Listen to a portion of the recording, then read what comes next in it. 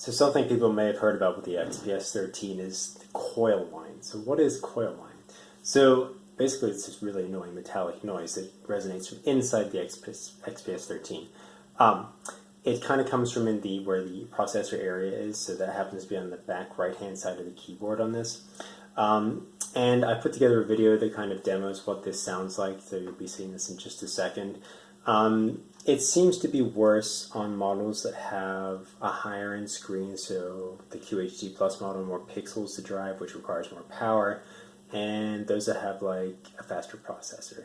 So there might also be something to do with heat involved with this and the amount of power that's necessary.